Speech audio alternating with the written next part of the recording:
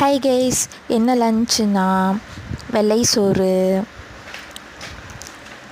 அப்புறம் முருங்கைக்கீரை பொரியல். முருங்கைக்கீரையில் இரும்பு சத்து இருக்குது. வாரத்தில் 2 நாள் எடுத்துக்கோங்க. ரொம்ப ரொம்ப நல்லது. குழந்தைங்களுக்கும் கொடுங்க, பெரியவங்களும் சாப்பிட்லாம். ரொம்ப ரொம்ப நல்லது. முருங்கை சூப்பும் வச்சு குடிக்கலாம். சளி பிடிச்சதுன்னா சரியாக போயிடும் இந்த முருங்கைத்தலை சாப்பிட்டோம்னா. அடுத்து வெண்டைக்காய் கூட்டு. இந்த வெண்டைக்காய் கூட்டு எப்படி செஞ்சிட்டா, வெங்காயம், பச்சை மிளகா, வரமிளகா, கடுகு, பூண்டு இதெல்லாம் போட்டு தாளித்து விட்டு, வெண்டைக்காயும் போட்டு நல்லா தாளித்து விட்டு, புளி கடைசியாக கொஞ்சமாக ஊற்றி, புளி நல்லா கொதித்ததுக்கப்புறம் தேங்காயை போட்டு கிளறி விட்டிங்க அப்படின்னா ரெடி. சூப்பராக இருக்கும். வெண்டைக்காய் சாப்பிட்டோம்னா மூளை வளர்ச்சிக்கு நல்லது. வாரத்தில் 2 நாள் வெண்டைக்காய் எடுத்துக்கோங்க. முருங்கைக்கீரை வாரத்தில் 2 நாள் எடுத்துக்கோங்க. ரொம்ப ரொம்ப நல்லது.